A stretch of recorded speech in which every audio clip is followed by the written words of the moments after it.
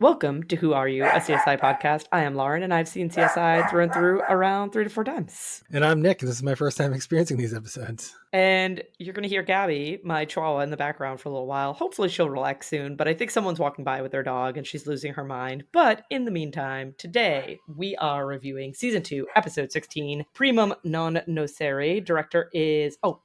Original air date is February 28th, 2002. Director is Danny Cannon. Writers are Anthony E. Zeiker and Andrew Lipsitz. And we begin today's episode with shots of the Vegas Strip, which then transition us to a hockey game. But before we talk further about the hockey game, Nick, what was our Vegas score? And I'll interject quickly that there was a lot of random interjections of Vegas.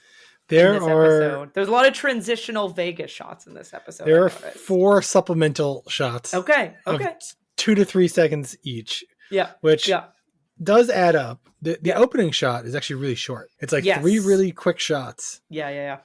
But we also then go to a casino. We're in a casino later, and there's a very gratuitous Vegas Strip shot from a balcony in this episode. Yes. So I sort of scratched my head to devise like a bonus, like every time we, I have a way of like a bonus every time we get something else. And so you add it all up, we end up at 44, which is not quite a full Vegas but pretty score, close. but very close. And I was kind of like, it feels very Vegas-y. It does feel very Vegas-y. The shots are so fast that it just doesn't quite get there. Okay. A lot of times they'll show a scene of the strip and the scene will be 6 seconds long. The scenes were all 2 or 3 seconds this time. Yeah. And there were just more of them. And so you didn't quite get as many points out. I think that episode where we got to 54, we had like 1 or 2 fewer scenes, but each time we had a scene, they were longer. Much longer. Yeah, that's fair. So we go, after seeing the Vegas Strip for not too long, we go to a hockey game. There's some nice little battles going on the ice. A player gets like checked into the wall. That player then goes to the bench. We learn that this is Terry. He wants to be stitched up. He wants to go back in the game. The doctor, before he does end up stitching him up, and he tells him, I don't think you should go back in the game. Terry is disregarding this advice. The doctor gives him some pills, which becomes incredibly important at the very end of the episode. And probably not something you catch on a first watch through of this episode, but definitely something that you catch on a second watch through of this episode. On the first watch through, I think I made the logical assumption these are painkillers. Like it's very common in professional sports. They give guys shots to numb the pain. They give guys drug. I don't really know. They used to be able to give them a lot more than they give them now in a lot of these sports. Right. They've really cut back because it's very dangerous for player health, and both from the drugs, but also from people go out there and get themselves injured worse because they can't feel as well. Yeah, because they can't feel it. Or they're re-injuring really bad injuries that they should never have gone back in for. I will also say one thing I did pick up on second watch through, and I'll sort of lead into what's about to happen, is there's a subplot in this episode about people not liking this character who has just been injured. Yes. Right? And when he's down on the ground, he's like, ref, call it already. And the ref gives a scowled look. And then calls it. Like, takes a moment. So he's like, people invest money with him and he loses money. And that is important in the episode, but not the spoiler alert. But I was like, oh, they don't talk about it. But does the ref also lose money? Because like the ref seems to want him to get beaten up. Waited. Yep. But the first watch there, I was just like, oh, like this guy is not well liked, you know? Yeah. But we're about to go into the next scene, which is really the impetus of the episode. And there's a female character and she gives a male character a look. And I thought it was a big conspiracy and everybody was in on it. On the second watch through, I was like, oh, I got to pay attention. I was like, wait, but they don't pull that out. I was like, oh, I wonder if they edit that out. I think it was there for something else. We'll talk about it at length later, but but I was like, oh, like because she has a relationship with the inevitable villain, I guess you could say, or antagonist of the episode. No spoilers. No spoilers. Never. Spoilers. Never on this show. I don't know why I'm dancing around it at all. But again, watch the episode before you listen. All of a sudden, I thought, were the 3 of them in on it? And then she got away with it. But I was like, but then you see like other reactions in the episode, and it's like, oh no, that's not the case. Yeah, that's not. So this momentary like, ooh, is there a super secret subplot here? Followed by, no. I think they were just trying to they're just laying the groundwork for something else later on. Yeah. Which is fine. But it was, I was like, all of a sudden, like, what if the ref was in on it too? What if this, I was like, what if it's like like, because then Grissom has this whole story later about like the gold mine, the Yes, goldsmiths or something. I have that jotted down. Yeah, so when we get there, that's where like the impetus came. I was like, oh, let me see if I can find a lot of these, and that was like the only Yeah. possible nod to that. I went, nope, you were Nope. just grasping for straws there, Nick. Yep. It's So, okay. That's fair. That's fair. no. We return to the hockey game. There ends up being a pile up on the ice. Terry is down and not looking great. He is breathing though. He is Whether that's breathing. intentional or not in the shot, he's breathing Well, very heavily. we learn very soon afterwards, basically in this next scene, where Grissom, Catherine, and Jim Brass are on scene, that his body was moved to the bench because he was still breathing on the ice. So they brought him over to the bench to start doing, CPR and life-saving measures on him. And they're examining his body on the bench, and he obviously looks quite beaten up. They see the wound on his face that got stitched up. He also has like a pretty gnarly neck wound. Yeah.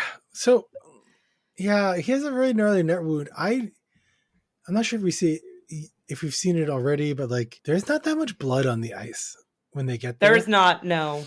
And so I put that down in my notes, and then like they still thought maybe he bled out from his neck wound later.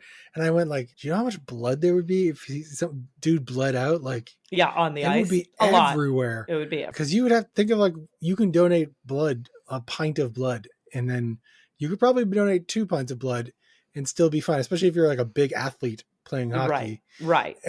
And like I was like, so to bleed out, you'd probably, I'm not a doctor, but somewhere between 3 and 5 quarts of blood, it would be everywhere. It would be everywhere. And so I was like, okay, he didn't bleed to death. Like, I immediately was like, oh, he didn't bleed to death. Yeah, you're and like, they brought it up again later, like what's possible. And I was like, I mean, I'm also not a doctor, so maybe you could bleed out a little, but if you don't get enough blood to the brain, I don't know.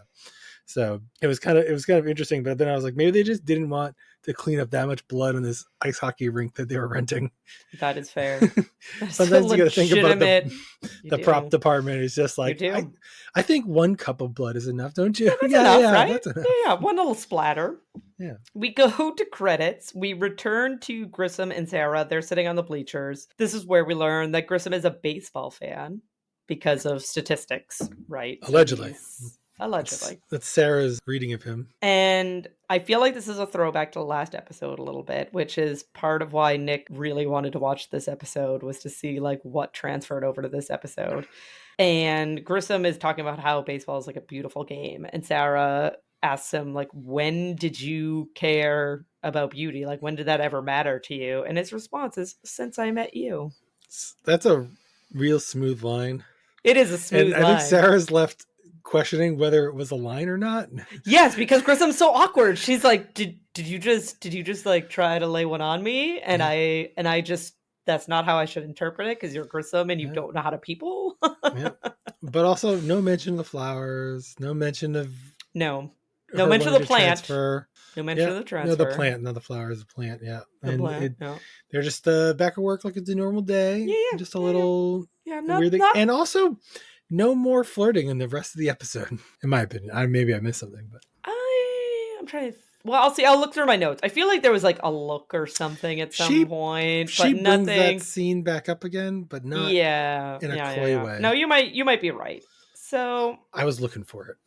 These two then move on to the ice. We get a nice little like montage of them walking through the rink, collecting evidence. And as they're, I guess, wrapping up collecting their evidence, because the Zamboni arrives.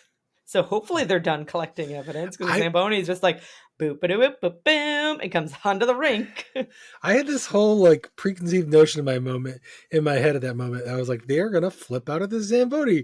Don't you know you're ruining a crime scene? You would 100% think that is the reaction they would have to the Zamboni going on the ice. Not the reaction they have, weirdly enough. They seem totally okay that there's a Zamboni. They have done that in so many other episodes. I know. People. It does not make there's no consistency with this. This doesn't make any sense that they don't care that a Zamboni is getting on the ice. Do we cut to the hallway scene right after this where they no it's later. There's like one scene Yeah. I think in between it, we go to Catherine. She's in the locker room. She's talking Oh to the yeah. doctor. This is where the doctor's like, "Hey, I told him to not go back on. Like, I patched him up, but I told him to not go back on the ice. Like, I don't know what you want me to tell you." Catherine ends up talking to one of the players, who is Tommy Sconzo, and he's explaining that the pileup was basically the result of an eye for an eye. Like, he took a high check to the face, and so his team retaliated against Terry, but he's not willing to point fingers or name names as far as like what directly happened to Terry. He's just like, oh, it's hockey and things happen, and I meh. will admit I thought this guy was going to be a spot the guest star. Oh, okay. I do. I feel He like he looked. looks like a lot of other He. people. I feel like he looks a little like a lot of like gangster Yeah. I was characters. thinking like it. I wonder if there's another actor who I think looks like him a little bit, or Mm. he's just been in enough other things. His voice sounded familiar, and it tripped me up.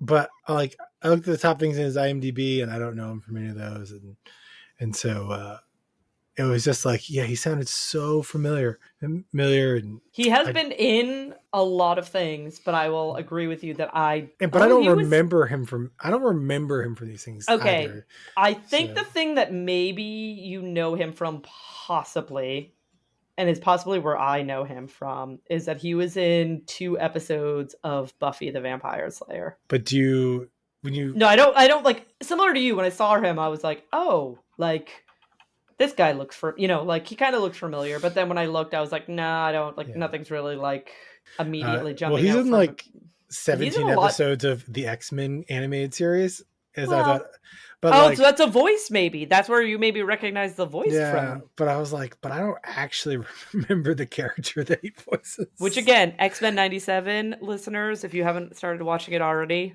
superb. Or co-hosts who haven't started watching it. Or co-host. Watch it. It's so I, good. I'm about to leave for a trip This for is our true. listeners, Yeah. and I did download every episode to my iPad. Okay, good. Because I have 8 hours of airport and flying time ahead of me.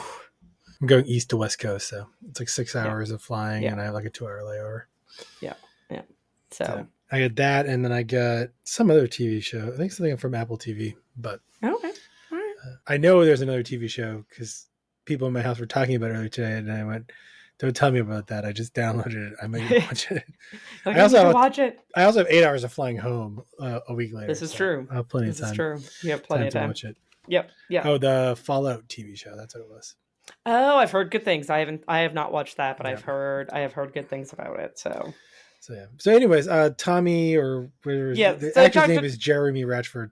I don't know him from anywhere, but no. He's been in things. There's things he's been in, like 40 episodes. He's been in quite a few things. There's something he was like over 100 episodes of. So if someone's out there who watches the show and knows him, let us chime in. Let us know. Yeah, let us know. So we then go to Kristen and Sarah. They're approaching the Zamboni. Everyone loves the Zamboni, I guess. I guess that's why they weren't angry that the Zamboni showed up in the ice, because everybody loves the Zamboni. So they investigate. Stare at a Zamboni. Yeah, so they investigate said Zamboni. During this investigation, Grissom finds a piece of tooth, and then is concerned that the other part of it is in the like pile of ice that's like sitting by the back door. So Grissom and Sarah then, with this pile of ice, and they do a lot of measuring, and they do a lot of like not pulling out calculators or phones to do measurements. They just like in their heads do the calculations to try to figure out approximately how long it's going to take to melt said ice so that they can hopefully find the other part of the tooth, which is about 120 minutes at the end of all of their calculations. Yeah. Okay. So I've warned Lauren that I have a half a page of math. Okay. I knew this was going to be it. I was like, this has to be the scene that Nick has. So the page of notes. There are some very spot on things here and some questionable things here. Okay. First, kudos to Sarah. I assumed her measurements were a cone shape, and the area of a cone would be 106 cubic feet, and she guessed 100, which is pretty good without whipping out her calculator. And in fairness to her, her phone probably didn't have like a great calculator app on it in 2002. In 2000, yeah. She did, however, I do have to knock off points from Sarah, however, because she said without getting into the calculus, but I don't know if you know about shapes, but we have a whole set of math called geometry. There's no calculus required. The ancient Greeks have been doing this for thousands of years. But They set up a number of space heaters, and you can't see them all. No, but they're like circling, for those who didn't watch the episode, Yeah. the space heaters are basically positioned not in an entire circle around the ice, but almost a complete circle around the ice. There are space heaters pointed towards the ice to melt it. So we could see 4 of them. It looks like they're probably 8, like 2 on each side is kind of what they set up. But I'll give them a benefit of the doubt, and we're going to call it 13 because it's going to make the math really easy. Yeah. Fun fact about space heaters that I know from fellow YouTuber Technology Connections, which is one of the greatest YouTube channels out there. When you go to the store to buy a space heater, do not buy a big space heater. They all produce the same amount of heat because that's the maximum amount of heat they can pull from your electric panel without throwing your circuit breaker. Yeah. And so it works out to about 1.5 amps. So listeners, here's your notice. Size doesn't always matter. Yeah. It's how you use it. It's how you use it. And your dependability. This is true. This is dependability is super important. This is very important. But basically, if we assume they have 13 space heaters, it would take about 10 to 16 hours. I know. When they were like 120 minutes, I was like, there's no way that this is going to only take 120 minutes. But if you have a home and you pay an electricity bill, it's 195 kilowatt hours of electricity to melt all that ice. Yeah. Which is for most people like a month's worth of electricity. Yeah. Oh yeah. I mean, easy. And so the way it works out is this is like a fun science fact. It takes the same amount of energy to melt ice that's like at freezing temperature to make it water as it does to then heat it up from 0 to 80 degrees. Oh, okay. I didn't know that. And so it takes so much energy. That's why when you put ice in your cooler and it melts it takes so long to can make your drink so cold because your 80-degree drinks can come down to freezing temperature. Yeah. And I say 80 degrees. I believe this is actually in centigrade. I think it's 0 to 80 centigrade. So it's almost boiling, right? So it's like it's like all your room temperature drinks or even like hot summer day drinks are going to get really cold. Yeah, because they're in like a vat of ice. Yeah, without melting only a fraction of the same volume of ice because it takes so much energy to pull the water out of that crystal structure and make it liquid again. And likewise, that's why it's so hard to freeze things, and that's why freezers are really expensive to run. And everyone makes fun of Americans because we put ice in all of our drinks, and it's really makes our refrigerator bills like really high. But we don't drink our beer warm. We like our beer cold. Yeah, but everyone always wonders, like, should they drain the water from their cooler? I always say it doesn't matter because that the ice is already melted.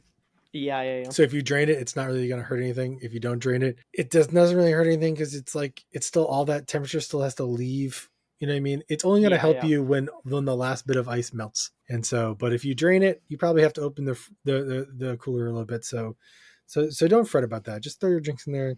Trust it'll be cold all day. Yeah. And thank the laws of physics to make it possible, because otherwise we would be drinking warm soda at the beach. Ugh, so gross. Warm water at the beach every day.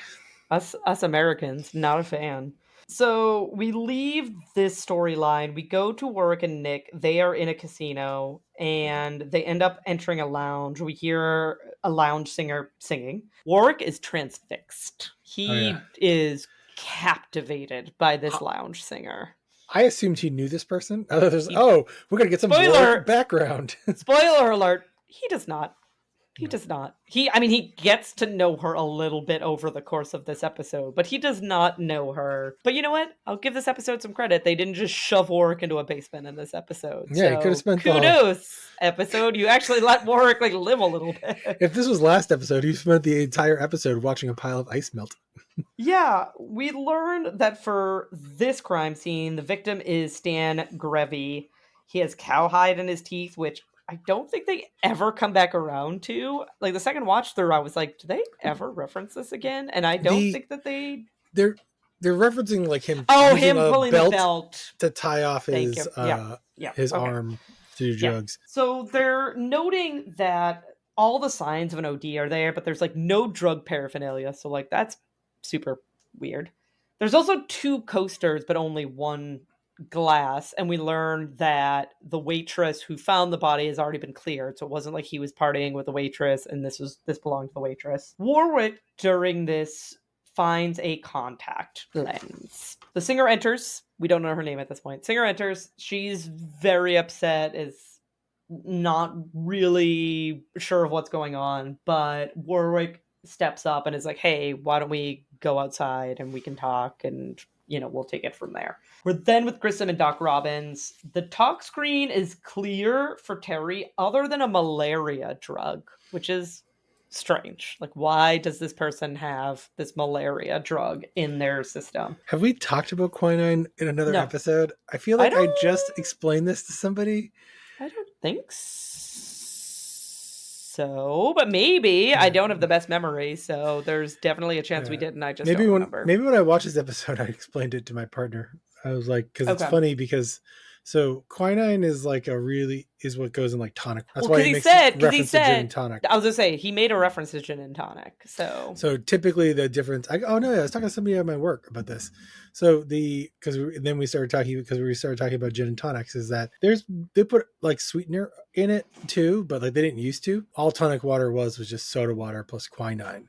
Because it was one of those things that people were like, oh, it has all these medicinal properties. Take it for everything. Yeah. One of the reasons it gets that is because it comes from a plant. I don't remember exactly if it's a leaf product or a root product, but it really does help treat malaria. And the first drugs that we use to treat malaria, they derive from it.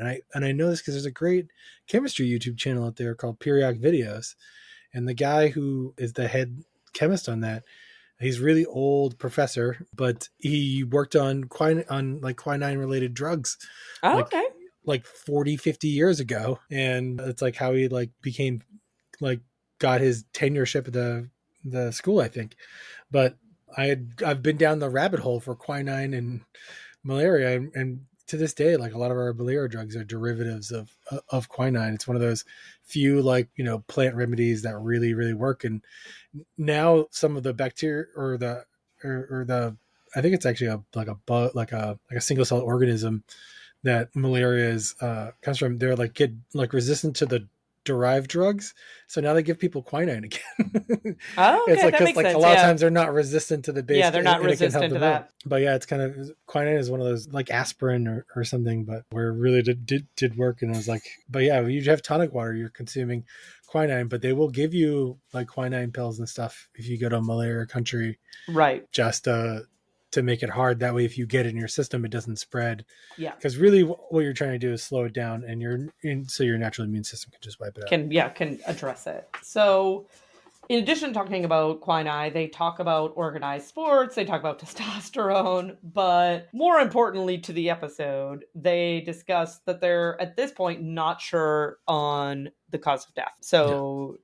Doc Robbins is still trying to figure this out. We pop on over to Catherine with Jim Brass, and he's like, hey, here's the info that I got from Area 51, which is one of the hockey teams. Catherine then approaches Miss Gallagher, who's one of the players, and she admits that, her team wasn't a fan of Terry, but more importantly, his own teammates hated him more. Yep. So don't look at us, look at his own teammates. They hated him more than we did.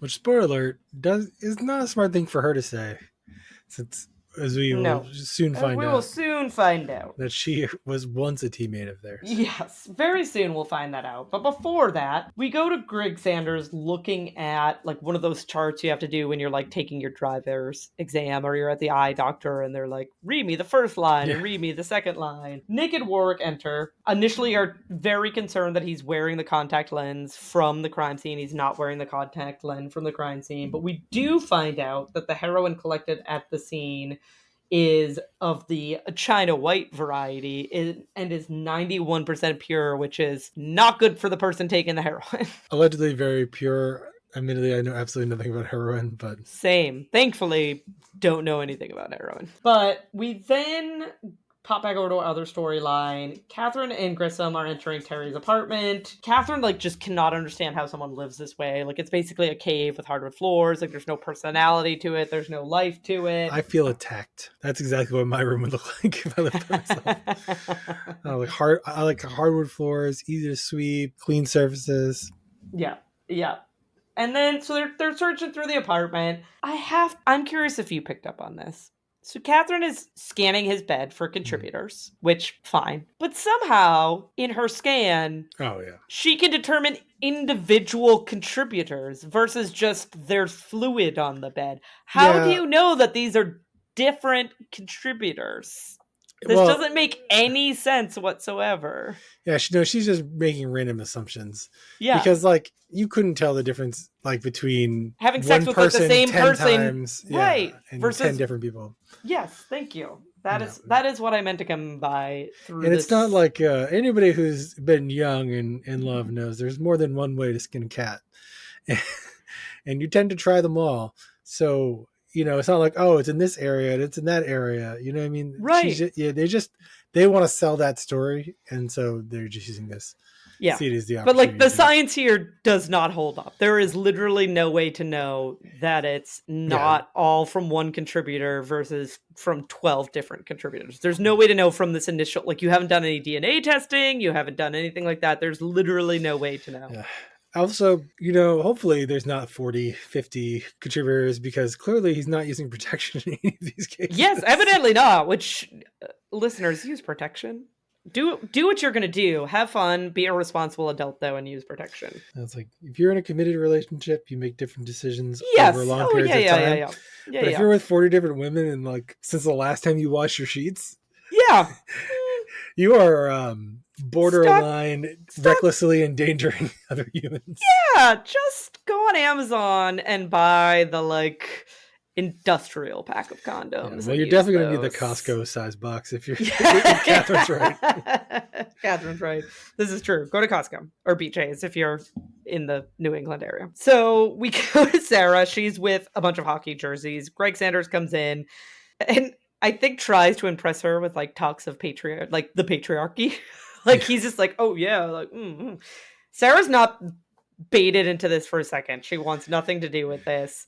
He's got a really dumb line about, is sex a sport? Well, there's a whole thing where he feels attacked. Well, he says chess. because he says chess is a sport, and Sarah says no. Like, by definition, a sport is physical, and he says, well, then sex would be a sport, and Sarah was like, not for me. And I don't know how I feel about the exchange. Like, it's weird. It's a weird exchange. This is another not chess great. Is a sport, then, like, don't rain on his parade. But also, like, that's one of the great debates of all time. I don't know. I used to bowl when I was younger, and people are always bowling's not a sport, But I would say bowling. But I would say bowling. Strings in a row. I was gonna say, but I would say bowling is more physical than chess is. Oh yeah, it is for sure. But that becomes like, where's the line, right? Yeah. That's fair. Okay. Are esports sports? Right. Yeah. Chess is a competition. That's my official answer. So Sarah kind of departs the conversation. She ends up using luminol on the blades. She finds one that has, like, blood, like, not just, like, looks like it went through the blood spot, but has blood splatter on it. Belongs to Jane Gallagher. Whoops-a-doozicles. Before we return to that storyline, though, we're with Nick and Warwick. They're shifting through trash, and they're talking about how they haven't had good luck. And Nick is like, no, I'm talking about, like, chicks, not gambling, to Warwick. And Warwick is like, same difference. I used to say this phrase, same difference, all the time when I was younger. Oh, I don't so like I this laughed. phrase. I laughed hard at it. But yeah, no, I think that really what he's trying to say there is, like, they're both addictive to him. Yeah. And we come back around to this in not too long. But before then, Nick finds a needle in the trash as well as a scarf. And so Nick and Warwick present the scarf to the singer. She admits that it's hers, but is saying that she had nothing to do with the, death of one of the people backing her up musically. I want to point something out in this scene because on the second watch through, I watched it 3 times. Okay. Because they reference this moment later on. Yes, they do. And a very important plot point. They do not show you they don't show you the piece of information that they're going to reference. Okay. I'm not shocked. That doesn't. The second watch, I said, wait a second. Oh, I should have looked for that. Then I went back and I watched it again. I said, I didn't see it. Let me watch it just one more. Let me just, like, really. Yeah, maybe, just to, like, it's subtle. Doubly check. And I was like, nope. It's not there. And then when they referenced again, I went, you liars. You cheated. Yeah. And I think that I can't help but wonder, like, was that like they have to, like, do an edit or like a reshoot or something, and then they just recut that scene so you couldn't tell. She clearly is holding something, by the way, in that shot. Yeah, they just don't show it to you. They just don't ever show it to you. Yeah. And that's cheating. You got to give us the evidence, man. How am I supposed to make predictions? That's fair. That's fair. We're then with Sarah Grissom and Jim Brass. They're with Jane Gallagher. This is where we learn that she used to be on the same team as Terry. And this is where we also learn that all the guys on the team had money invested with Terry because he was a stockbroker, and they basically like all lost money with him. As they're kind of pressing her, she ends up puking right in front of them. She's claiming like food poisoning. She walks away. Grissom clicks, said puke, because Grissom, you know. Yeah, it's out in the open, right? Yep. Greg Sanders is then with Grissom and Sarah. We learn that Jane Gallagher is a mother, and this leads them to getting the AOK, or thinking that they can get the AOK to search Jane's apartment. Like now they have like motive as to why she might have killed Terry. Nick and Warwick are then with a gentleman named Bill, who is part of Lily's musical ensemble. He's the one who got the victim the gig, and this is where we learn that he's the one who cleaned up the scene because the victim had a son, and he didn't want his son to learn that this is like how his father died. And they're interrogating him, and he's saying, hey, you know, I met the victim in AA. I thought he was clean. Like I brought him in because I've been clean. I thought he was clean. And we also learn in the scene that he does not wear contacts because he got LASIK surgery. Yep. So that contact there probably not his, because he doesn't need them anymore because of the surgery that he got done. I thought that was such a weird line. I almost wrote down that this is a product placement. Yeah, for LASIK. That character could have just been like, I don't wear glasses. No, there are because lots of human beings don't wear glasses. Yeah, like I don't. And so I was like, but why did you have to make mention of LASIK? LASIK was pretty new at this time, or not? I don't know how new or was it. But it wasn't nearly as popular as it is now. As it is today. Yeah. And so I was like, oh, maybe the LASIK Institution of America or the optometrists of California or something just sponsored their product. I said optometrist. Optometrist. Yeah, that's the right one. You know, sponsored this, but you know, so I just Googled it, 1991, but okay. It was still even pretty still, new. like 11 years is still a pretty new for like a medical procedure. That's still pretty new. Yeah. So who knows? Yeah. We leave the scene. We go to Warwick playing the piano. Lily, the singer, enters. They have a conversation, and she's telling him that, hey, he should come by later. They can talk more. Grissom and Sarah are then examining Jane's sheets. Everything looks to be female only until they find a toenail. Warwick and Lily are then sitting at the bar talking, and she's basically trying to convince Warwick to get into the music industry. Like, he has so much talent, she could dial him in with her manager. She ends up walking away because like her gig is starting. She needs to go sing. And after she walks away, Warwick spots the bartender acting suspiciously with multiple coasters, which we soon learn means that he's moving drugs in between the coasters. Well, you could see like a white bag. They just don't like super easy, but they just don't confirm it with tests until a little bit later. Yeah. So Greg Sanders then approaches Catherine. Sarah joins in. They have a nice little walk and talk down the hallway, and we learn that the tooth from the Zamboni and the fingernail from Jane's bedsheets match. They're from the same person. This leads us to Grissom and Sarah talking to Tony, hence owner of Tooth and Fingernail. This is where we get a lovely story about a Chinese goldsmith. Oh, yes. And how he was bitten to death by like 200 people because you couldn't also blame any one person. Also Chinese goldsmiths, because, you know, you couldn't pin the murder on any one person because they all bit him. And like, how could you know which bite was the one that ultimately led to his death? Then they tell him, which HIPAA, I don't know, that Jane is pregnant. Oh, yes. Oh, I wrote this down. I was like, what? You could go to jail for this. What? You can't. You found out that she was pregnant in a very roundabout, not getting a warrant to test if she was pregnant sort of way. Like, you collected her puke. Her puke happened to have her blood in it. You tested her blood. Her blood showed that she was pregnant. Already a dicey way to be like, hey, you're pregnant. And then you're telling some random dude that she's pregnant? Yeah. Team, what are we doing not even here? Some random dude, but somebody she knows. Who you are pretty sure she's having sex with, aka could be the father. Not your place to tell him. I mean, that's clearly why they're telling him, but like, again, that just makes it worse. Yes. And You know, I think they expect him to not be surprised. Like, they expect him to be like, oh, yeah, I know. But he seems legitimately surprised and happy. Like, he's very excited that he's going to be a father, but he seems like this is the first time that he is learning that he is going to be a father. yeah. I mean, they continue to drop this reference All the time. Way too throughout the often. episode. Way too often. There's HIPAA. There's so many things that you cannot just go around telling medical details about someone to other people. The 0 out of 10 stars in this episode for professionalism. Yes, I agree. Because it starts with a Warwick Nick conversation in the hallway when they find the scarf, where they're trying to decide who's going to make a move on the suspect in their murder. The suspect in their murder case. Like, it's just not very. Nick of all people should know not get involved with people in criminal affairs. Yep. You know, having dated and then, had one die on him. Yeah, have one be murdered. I forget her name, Christine or something from the. Yes, from the very first episode.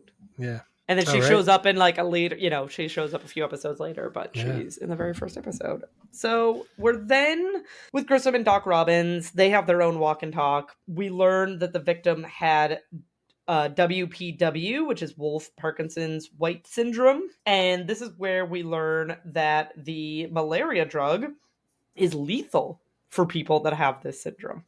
So why would he be taking this drug when he has this specific like heart condition / syndrome? They don't say it, but when they say it's like lethalized, and like you think like, oh, like you're never supposed to have it for whatever reason, or they don't really cover that part. I didn't look. No, they just say it's lethal. But yeah, my guess is it's not a good thing to take.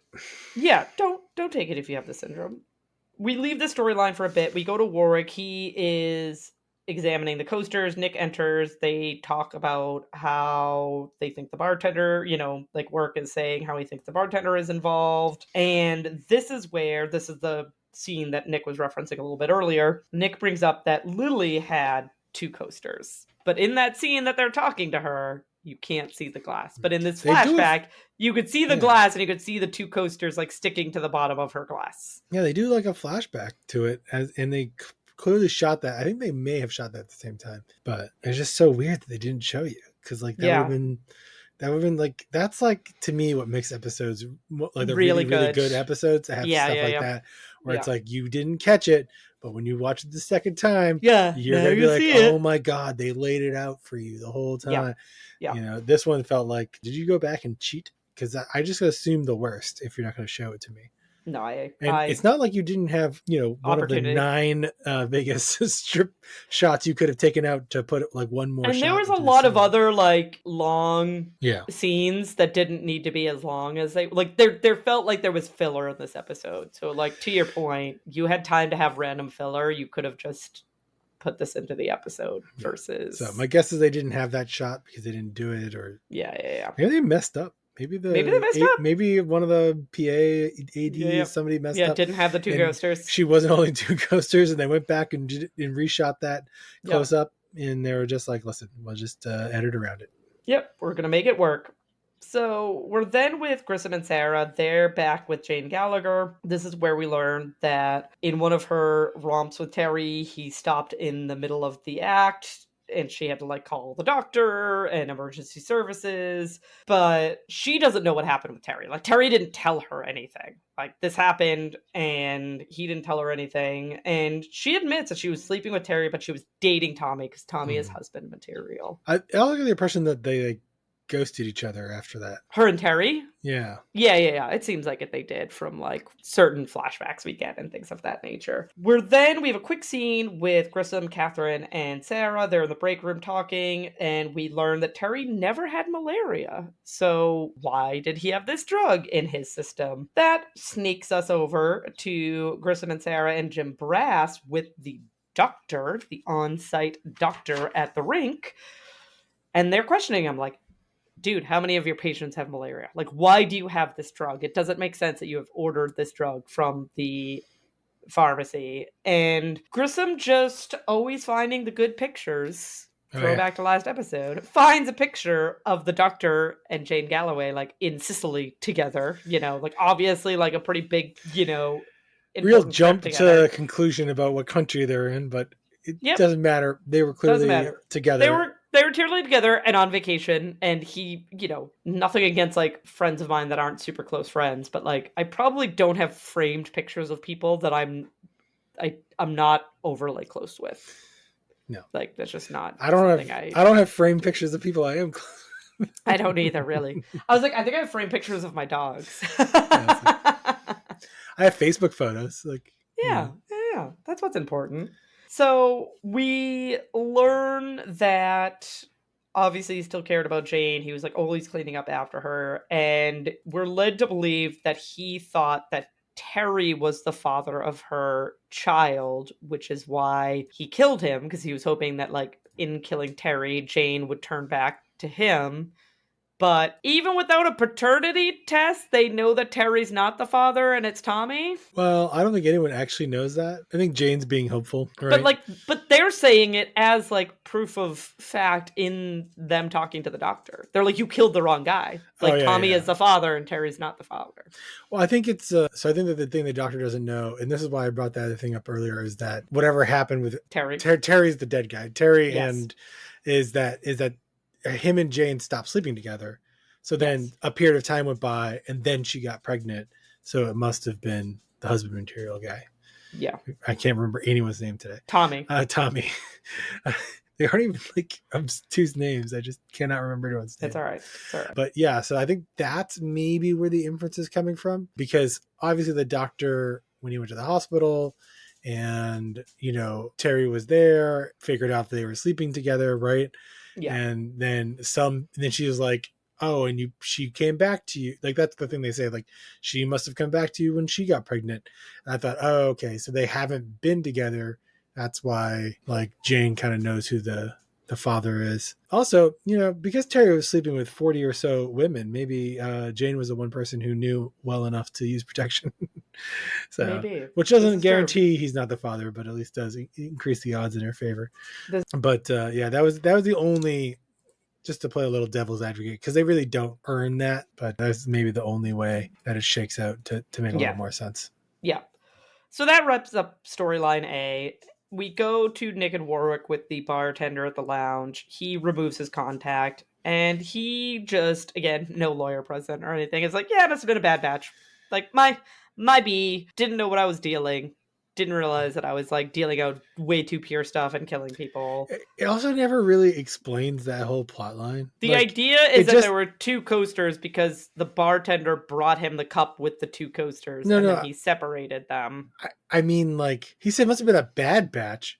No, you must have just not done something, right? Because, like, you just didn't cut the heroin. I think the idea is that he's not the one cutting the heroin. He just gets it from somebody and sells it. Yeah. And so he's saying that, like, from his supplier, he got a bad batch because, like, he's not the one cooking it up. Yeah, yeah. What I'm saying is was a really good batch. Like, in other words, somebody really messed up and lost a lot of money. Yes. But bad batch in the sense of, like, he's killing his customers and not going to have any repeat business. Which, to be fair, I guess, like, that's not exactly a good business practice, not to put drug dealing in the confines of an MBA program. Yeah. But yeah, he's not intentionally trying to kill. No. In other words, it wasn't premeditated. He's not trying to bring this attention on himself and what he's doing, right? Like, that's not his point. So I'm fixated on this because I got locked into this notion, like, what if there was a mix up and they're like, I mean, this doesn't go this way, but when I was first watching this, I was like, oh, what if Lily is like bringing pure heroin, the guy is cutting it and then selling it to his customers diluted, and it somehow gets shuffled up in the mix, but then we're about to get to a scene later where that's unlikely to be true. Yeah. So Warwick, then after they take the bartender away, they arrest him. Warwick is going to go meet Lily. There's a bit of a tense moment between him and Nick because Nick doesn't think that this is a great idea. Warwick approaches Lily and they're talking out on a balcony, and he turns over her arm and she has very obvious, like, recent track marks on her arm. And he says that he just, like, can't go further. Like, life's too short and this is just not something he can be involved in. And so he leaves Lily there. He is then walking through the casino. He sits down at a table to start gambling. Nick joins him at the table, and Morgan's kind of like, "What are you doing?" And he's like, "Playing cards with my friend." Nick, if you are his friend, stop him from gambling because you know he has a gambling problem. Don't encourage his gambling by sitting down with him and gambling with. Like, I get the point of like what is supposed to be happening here, but I'm like, no, Nick, if you were his friend, you wouldn't be letting him gamble. He has a gambling problem. Like, you wouldn't be doing heroin with him if he was right. Don't do it. He's like, oh yeah, I'm just playing cards with my friend. Not the way to be Warwick's friend. You know he has a gambling problem. Not a good way to be a friend here, Nick. It is a strategy to be like, yeah, I'm here, I'm watching you. I'm not gonna let you get out of control. You can play $100 and we can go. They don't really say that, but that is maybe not the the best strategy to help somebody in that situation. Yeah. But I think that's more of the, he's not. I think the notion is that Warwick isn't like clean from gambling. He's still gambling. And so it's Nick's way of saying like, hey, you're gambling because you just had a rough moment. Like, it's unhealthy. I'm going to be here to support you. I'm going to make sure you're not getting spiraling out of control. But, hopefully they come back and address this in a healthier way going forward. But we shall see. Only time will tell. Only time will tell, but before we get there... One of us doesn't. This is true, but before we get there... Nick, what did you think about today's episode? I thought about this. I give it like a 2 out of 5 stars kind of thing. Okay. I surprisingly didn't mind the second watch through as much. Like, it was almost like better than the first one for some reason. Okay. Or like relatively speaking, like it was it was more rewatchable than I think it was good the first time through. Mm-hmm. So maybe, I don't know, maybe if I was in a funk the first time or something, but yeah, I was like, I don't think I didn't want to put it like the bottom rung. You know what I mean? Like, but we all say there's a lot of things we were saying, oh, it's in the middle of the pack, but I was like, I think it's actually pretty low middle of the pack, or at least those were my initial thoughts.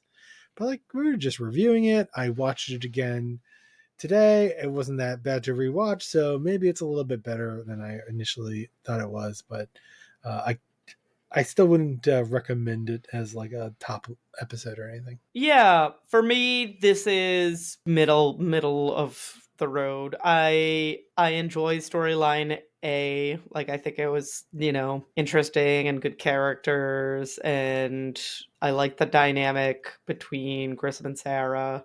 Like, they felt more equals in this episode, which I think is something that I've like desperately wanted from Sarah being like just treated so badly, that it was like nice to see her being treated as like an equal participant in the job that they do together. So like, that was really nice. Storyline B, like, again, I'm glad that they didn't just stick Warwick in a basement. I'm glad that like Warwick got some character development. He had like a little bit of a romantic interest. Like, that was nice. But otherwise, I find that there was like almost nothing redeeming about storyline B.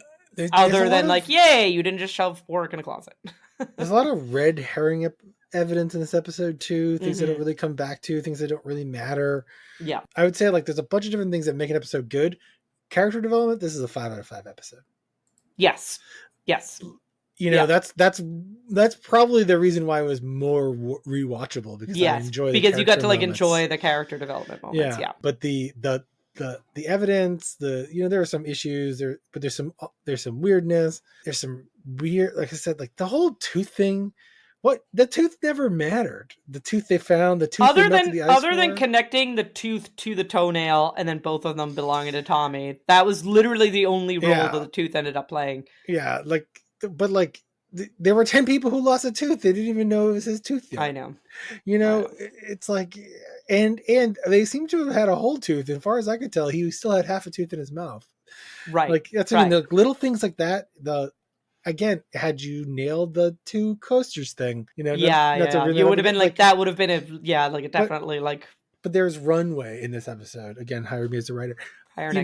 There's great. There was runway in this episode, and they didn't deliver on that.